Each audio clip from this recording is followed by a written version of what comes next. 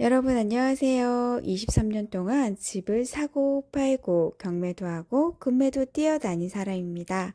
제일 듣기 힘든 말 중 하나가 요즘 언니 전세 끼워서 집 사기 예전엔 괜찮았는데 요즘엔 대출도 받기가 너무 어려워요 라는 거예요. 그 말이 그냥 불평만은 아닌 게 정부가 최근 9월 7일자로 97 부동산 대책을 내놨고 이게 전세 월세 흐름 갭 투자의 가능성, 그리고 대출 문턱 모두에 영향을 주고 있습니다.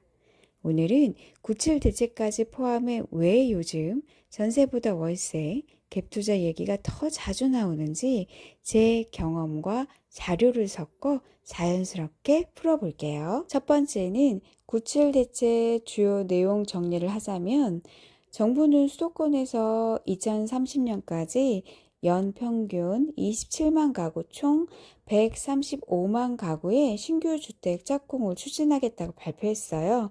공급을 늘리겠다는 강한 의지죠. 또 규제 지역 내에서 주택담보대출 비율을 상한 기준 50%에서 40%로 강화했어요. 이것 또한 대출 가능한 비율을 줄이겠다는 뜻이고 공공주택지와 유후보지, 노후시설 재생 등 정부가 직접 시행하거나 인허가 절차를 간소화해서 공급 속도를 높이겠다는 방안에 포함되어 있는 거고요.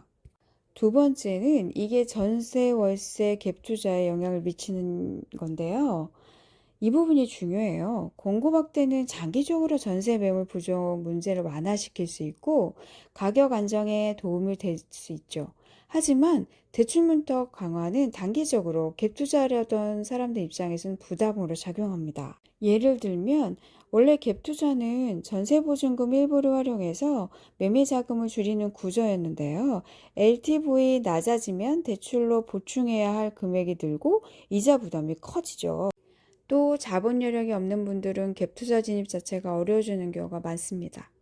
전세가율 낮은 곳일수록 전세 끼우는 게 어렵다는 인식이 더 커지고 있고 결국 월세나 부분 월세 등의 혼합형 계약이 늘어날 가능성이 높을 수밖에 없는 거죠.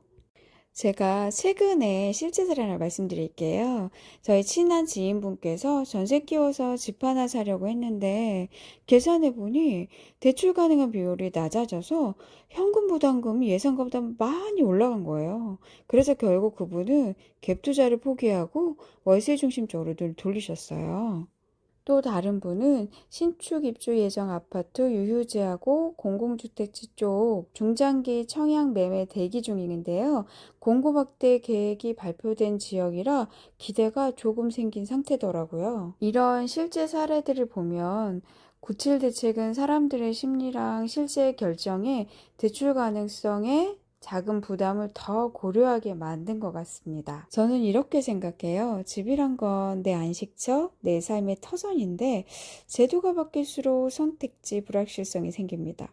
특히 자금 여유가 많지 않은 사람일수록 정책 변화 하나하나가 계약 여부를 결정짓는 요소가 되는 시대가 된 거죠. 그렇기에 앞으로는 내가 감당 가능한 범위 안에서 움직이는 게 훨씬 중요해요. 무작정 갭 투자, 위험 부담 크고 무리하면 스트레스만 남습니다. 정리하자면 97 대책으로 공급 확대, LTV 강화, 인허가 절차 간소화 등이 발표됐잖아요.